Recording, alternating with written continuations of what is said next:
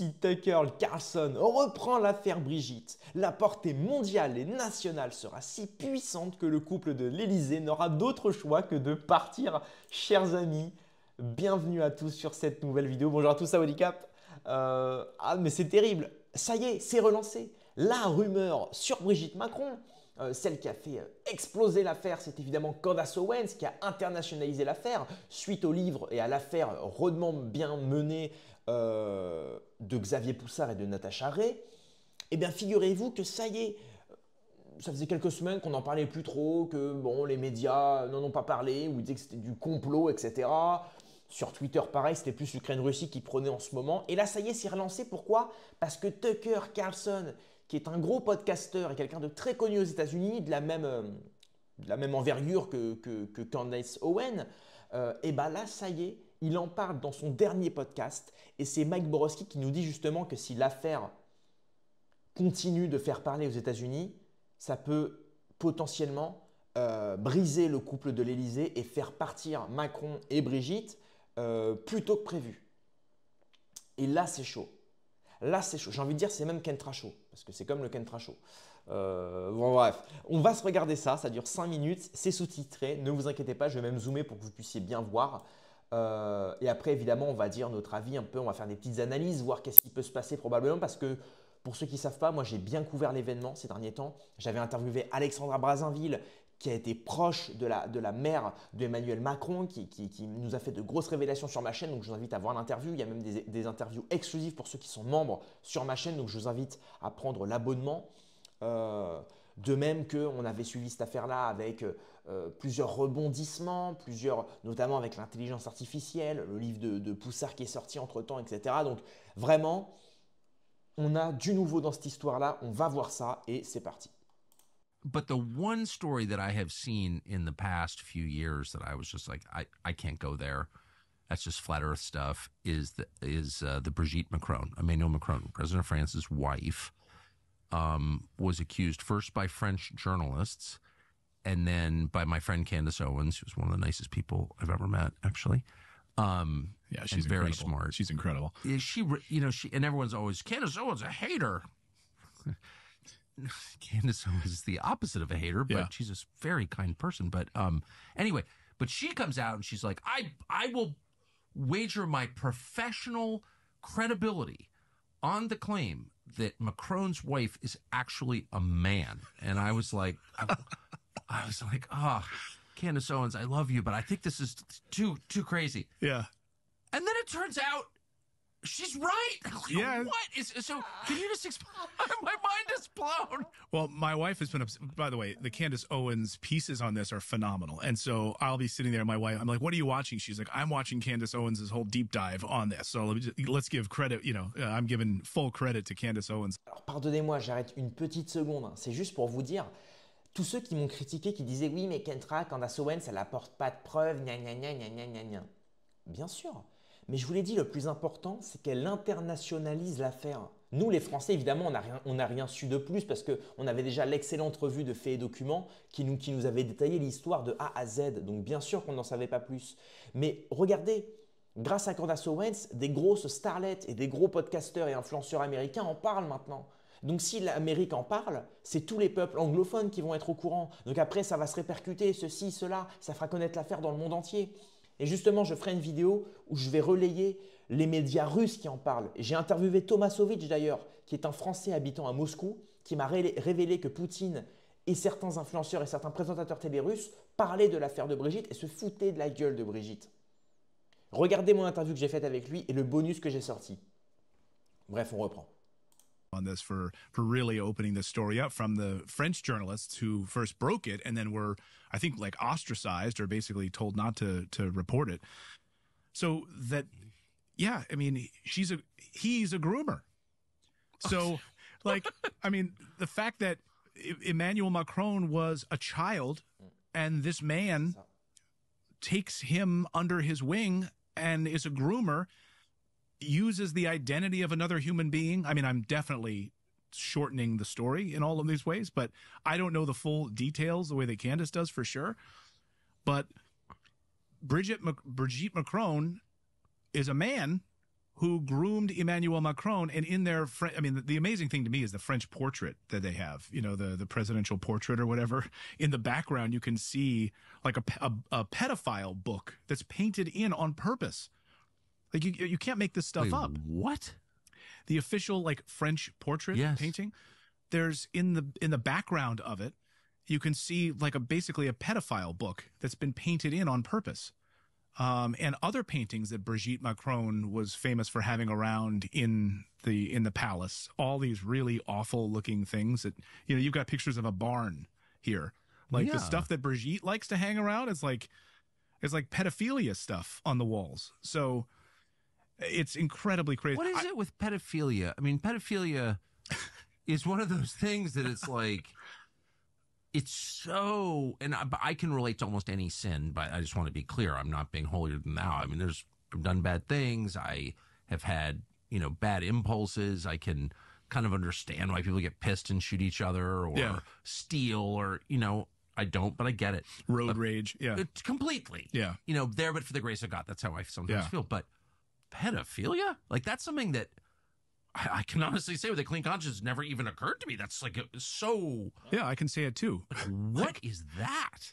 It's, and to me, and what's it's on its surface is it's absolutely terrible. But then when you go even a layer deeper, when there's a whole mechanism protecting these people who are all actively involved in it, in Hollywood, in Washington, D.C., funneling. I mean, again, not to go back to it, but it's all part of this operation with these elites who, when you have these children, for instance, in Guatemala, 197,000 Guatemalan children that were funneled into the United States and were then funneled to be used in the sex trade in the United States. The United States is the largest purveyor of child sex trafficking in the world. And we bring more children into the United States and are used for sex slavery than any country in the world. When Trump was asked, where are these children, these 300, 400,000 children, and Trump said, I think they're dead. Trump was honest about it. They are. They're used and abused and thrown away. And so when you have people like Brigitte Macron who are like groomers of children, it makes sense that they would be protected. It does. And these elite circles. It's incredibly disgusting. Boy, I never thought I would get to a place where I would like nod as somebody said our elites are trafficking children for pedophilia. But actually, once you see what's going on, it makes sense because what is pedophilia? It's a spiritual. It's not. I do think that it's more than just a diseased sexual impulse, though. It's clearly that. Yeah. But it's the desire to defile purity. Yeah. I think that's what it is. Yeah. I think the appeal is you take a child who is pure, physically untouched, not corrupted by adult desire, and you destroy that. Yeah. And that's the charge. Alors là, je m'attendais tellement pas à ça. Parce que moi, pour être honnête, je ne l'ai pas regardé avant de faire la vidéo, l'interview. Je me suis dit justement, je vais me réserver la surprise. Mais alors là, au-delà de tout ça, ils disent tout ce qu'on a dit avant dans les vidéos que j'ai faites justement pour couvrir cette affaire-là. C'est qu'en fait, on s'en fout que ce soit un homme, Brigitte Macron. On s'en fout que ce soit vrai ou faux, que ce soit. Le plus troublant, c'est que les médias français, lors de l'élection de Macron en 2017, tous les médias français, tous les papiers, tous les journaux, tous les médias ont caché le vrai âge de Macron et le vrai âge de Brigitte lors de leur rencontre. Il faut savoir qu'ils se mettent en couple lorsque Macron en a 14 et Brigitte en a quasiment la quarantaine. Et c'est encore pire parce que s'il s'avère que c'est un homme, alors elle serait probablement donc son frère, Jean-Michel, qui lui est encore plus vieux. Donc ça veut dire que lors de leur rencontre, Macron aurait donc 14-15 et donc Brigitte, si elle est Jean-Michel, en aurait quasiment 45. Vous imaginez? Et là, il pointe quelque chose de très vrai. Il dit, vous savez, quand on prend l'innocence d'un enfant intacte et qu'on la brise justement, on brise, vous savez, ça nous arrive tous, nous, effectivement, quand on est… ça dépend des âges évidemment, mais en général, quand on arrive à milieu du collège, on commence évidemment à avoir des pulsions, on commence à se découvrir, mais ça vient naturellement. Et c'est là où on se dit, notre société, surtout en France, il y a vraiment un souci parce que de plus en plus tôt, on vise déjà à forcer à ce qu'un enfant sorte de cette innocence de manière volontaire. On ne laisse plus l'enfant découvrir lui-même son corps. Je sais pas, un jour, bon bah voilà, tu te douches, tu as 13 ans, tu bandes comme un porc, tu te dis qu'est-ce qui se passe? Mais qu'est-ce qui se passe? Tu vois ce que je veux dire? Tu te poses des questions. Bon, et ben maintenant, voilà, on se rend compte qu'avec par exemple les drag queens qui lisent des contes, des contes dès la maternelle, quel message on véhicule aux enfants? Un homme qui dit bon bah regardez, je suis une femme, truc, machin, mais pourquoi un enfant devrait. Non, non. Pareil, maintenant, je crois que l'État veut intégrer des cours d'éducation sexuelle à l'école. Pareil, pourquoi? Pourquoi? Moi, je me rappelle à l'époque du collège, c'était en quatrième que tout le monde avait son petit cours. Ça durait 1 heure, on te filait une capote à la fin du cours. Tu t'amusais à mettre de l'eau dedans, tu jetais ça sur tes potes. Bon, bah voilà. Aujourd'hui, on veut abaisser ça, même je crois à la primaire. Ils veulent des cours dès la primaire. Qu'est-ce qu'on enseigne aux enfants? Pareil, ils veulent parler ils veulent parler du plaisir, des différents actes, etc. Pourquoi on cherche tant à briser cette innocence que l'enfant est censé briser lui-même tout seul, à travers son expérience, à travers la vie, à travers son ressentiment aussi, ce que ressent l'enfant? Il y a des enfants qui sont plus matures que d'autres. C'est pour ça que d'ailleurs, quand vous êtes au collège, arrivé en quatrième ou en troisième après les vacances d'été, la question qui vient toujours entre potes, c'est alors est-ce que tu l'as fait, truc, machin. Il y en a certains, bon bah voilà, dès la sixième, ça y est, ils ont déjà poutré la petite Natalia en troisième, tu sais, ils l'ont rencontrée au camping, truc, machin. Et t'en as d'autres jusqu'au lycée, bon bah ils n'auront rien fait. Parce que, encore une fois, certains ne se sentent pas prêts, certains tout simplement n'ont pas l'occasion. Puis on vit dans une société où on te met énormément la pression. Justement, l'insulte au collège, c'est puceau, truc, machin, c'est des insultes. Donc en fait, on te met la pression finalement.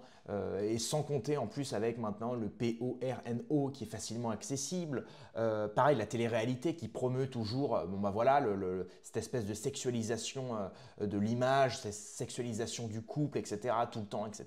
Enfin, c'est vraiment hallucinant et on se rend compte que de plus en plus, effectivement, on se rend compte que on a l'impression qu'il y a une volonté de décriminaliser et de dépénaliser la PEDO, pour être clair. Et là, on se rend compte qu'effectivement, une femme comme Brigitte, qui a donc la quarantaine, qui rencontre Macron quand il en a à peine 14, dans toute société normale, on est censé, les journalistes, les premiers, ce seraient les journalistes qui doivent poser la question. Qu'est-ce qui vous passe par la tête, madame Brigitte Macron, Brigitte Trogneux, de séduire un gosse qui en a 14? Vous vous dites pas un moment que c'est peut-être Macron qui se fait des films et qu'il faut mettre un stop à cette histoire-là? Toute professeure, normalement, devrait mettre un stop, se dire non. Surtout quand on sait que Macron, dans sa biographie, bien qu'il y a énormément de trous dans sa biographie, on se rend compte que ses parents lui ont fermé la porte.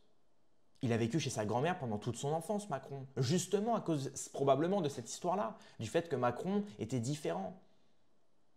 Et qu'est-ce qui fait d'ailleurs que Macron tombe amoureux de cette femme-là et qu'il n'ait jamais été tenté par des femmes de son âge? C'est pas normal. Là, on se rend compte qu'on a un président qui ne fonctionne pas de manière normale et qu'on a en plus la femme du président qui, pareil, n'est jamais revenue sur cette histoire-là publiquement. Et on se rend compte que les médias entiers protègent tout ça. Pourquoi? Parce que ça, évidemment, ça pourrait être susceptible de provoquer des révoltes. Si on se rend compte qu'on a à la tête de la France, à la tête du pouvoir français, un couple complètement désordonné, pour ne pas dire autre chose, on se pose des questions. On se dit, mais maintenant on comprend la cérémonie des JO, on comprend, on comprend les voyages d'affaires de Macron où il caresse des Noirs sur une photo. Enfin, bon, bien que la photo a été prise à un certain moment, donc ça peut être dans l'événement du... Bon, certes. Et on comprend tout ça maintenant.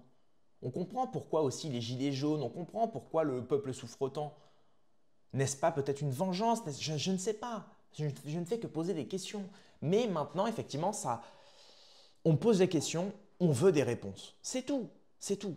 Et là, Tucker Carlson fait bien d'avoir diffusé ça sur son podcast parce que j'espère que ça va relancer l'affaire parce qu'on veut juste des réponses, quoi.